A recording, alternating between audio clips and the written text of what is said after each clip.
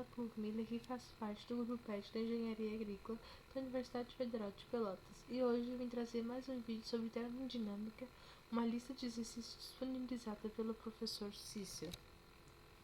Hoje, então, a gente vai resolver mais um exercício, mas agora vai ser envolvendo mistura de gases com compressão isotérmica, que é aquele tipo de problema que parece complicado, mas quando a gente tenta organizar direitinho, ele flui bem tranquilo.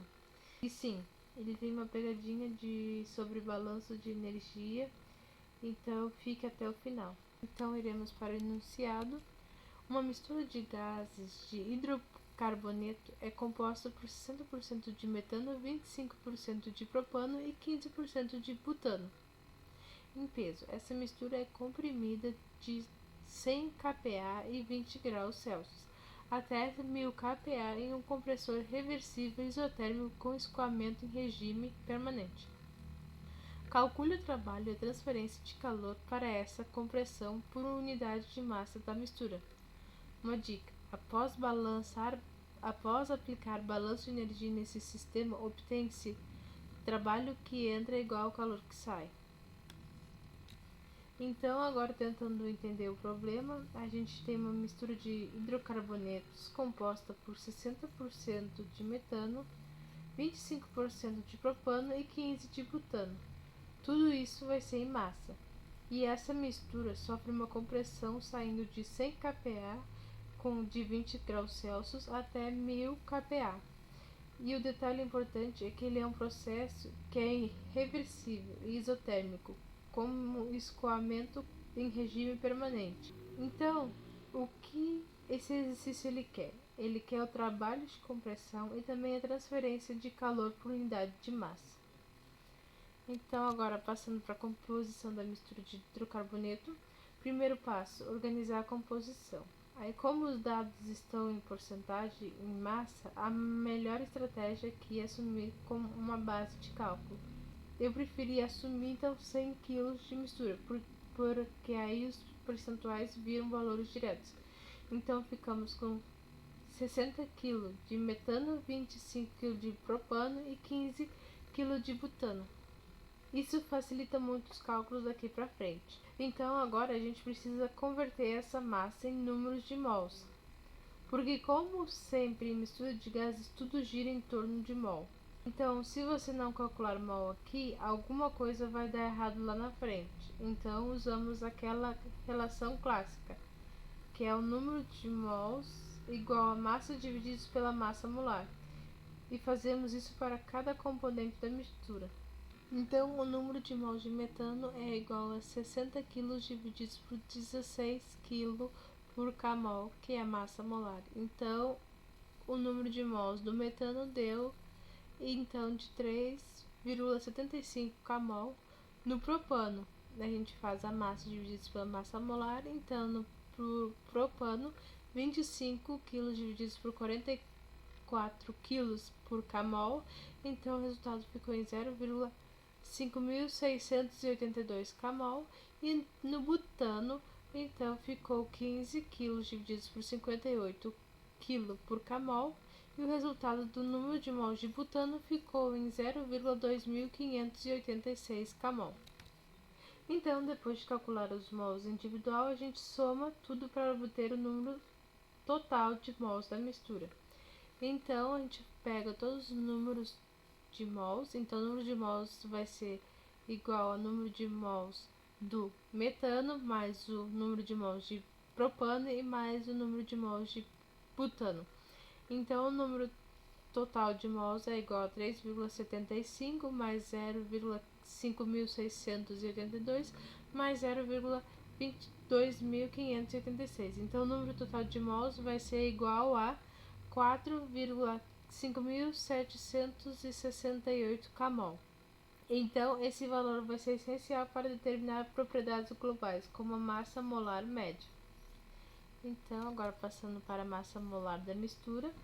Agora sim, então vamos calcular a massa molar da mistura. Basicamente, a gente pega a massa total e divide pelo número total de mols.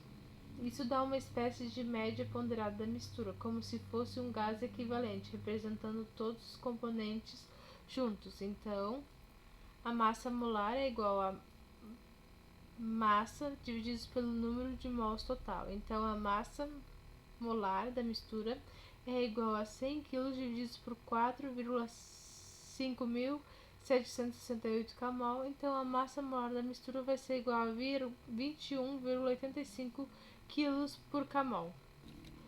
Então, agora que já temos a massa molar da mistura, conseguimos determinar a constante específica do gás, que nada mais é do que o R, que é igual a R universal dividido pela massa molar. Então, esse valor ele vai ser usado diretamente no cálculo do trabalho. Então, o R é igual a R universal dividido pela massa molar. Então, o R é igual a 8,314 kJ por kmol por Kelvin, divididos por 21,85 kg por kmol. Então, o R, a constante específica do gás, vai ser igual a 0,3805 kJ por kmol por Kelvin. Então, agora vamos olhar para o processo em si. A gente tem, então, uma entrada de 100 kPa por 20 graus Celsius, uma saída de 1000 kPa. O processo ele é isotérmico e reversível e também é um regime permanente. Então, isotérmico ele significa que a temperatura não vai mudar e reversível indica que é um processo ideal, sem perdas. Uma dica que temos aqui: após o balanço de energia, obtém-se que trabalho que entra é igual ao trabalho que sai, que era a dica que já tínhamos no enunciado da questão. Trabalho de compressão isotérmica. Para o processo isotérmico irreversível, a gente usa uma equação específica para o trabalho, que é o trabalho in igual a R vezes a temperatura vezes o Ln de pressão 1 dividido pela pressão 2. Então, esse tipo de compressão depende do logaritmo da razão de pressão. Então, aqui entra aquela parte mais matemática, mas é só substituir os valores com cuidado. Então, o trabalho in é igual a 0,3805 kJ por quilo por Kelvin vezes 293 Kelvin vezes o Ln da pressão 1, que é de 1000, e a pressão 2, que é de 100 kPa. Então, o trabalho in vai ser igual a 257 kJ por quilo. Então, agora vem a parte mais conceitual, ou seja, a mais importante, que é o balanço de energia. Como o sistema está em regime permanente, usamos a equação geral do volume de controle, que é o E in menos a energia outro igual a delta da energia do sistema, que é igual a zero. O início ele é uma taxa líquida para energia, como transferência para calor, trabalho e massa, e o delta da energia é uma taxa de energia cinética, potencial e etc. E como é um processo isotérmico, a variação da entropia vai ser zero. Então, aqui passando para a equação geral do regime permanente, que é a energia interna igual a energia do outro, que é a massa mais do trabalho interno igual a massa do 2, que é o outro, mais o calor do outro. Então, o trabalho interno vai ser menos o calor do outro igual a massa, que vai ser multiplicada pela massa do 1, vai ser a massa do 2 menos a massa do 1, e isso vai nos dar um trabalho menos o calor, que é igual a Cp, que multiplica a temperatura 2 menos a temperatura 1. Mas, como eu já havia falado anteriormente, a temperatura 2 vai ser igual à temperatura 1. Então, o trabalho interno menos o calor externo, o outro, é igual a zero. Então, o nosso trabalho interno é igual ao calor do outro. Ou seja, o calor que entra é igual ao trabalho que sai. Então, agora partindo para a conclusão, e aqui está a grande sacada do exercício. Se não há variação de entalpia, então toda a energia que entra como trabalho sai como calor, ou seja, o trabalho da entrada é igual ao calor rejeitado.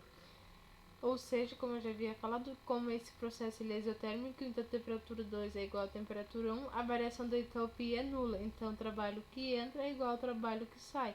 E isso nos dá um resultado de 257 kJ por quilo. Então todo o trabalho fornecido ao compressor é rejeitado como calor.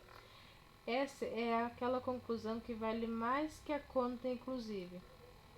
Então, nesse problema a gente viu como trabalhar com mistura de gases, calcular propriedades da mistura e aplicar balanço de energia em um compressor isotérmico. E principalmente, entender o que está acontecendo fisicamente, não só apenas fazer contas. Então, se esse vídeo te ajudou, já deixa um like e acompanhe o PET de Engenharia Agrícola para mais resoluções como essa ou de outras matérias da engenharia. E qualquer dúvida, volta o vídeo, pausa, porque a termodinâmica é isso, prática e repetição. Até a próxima!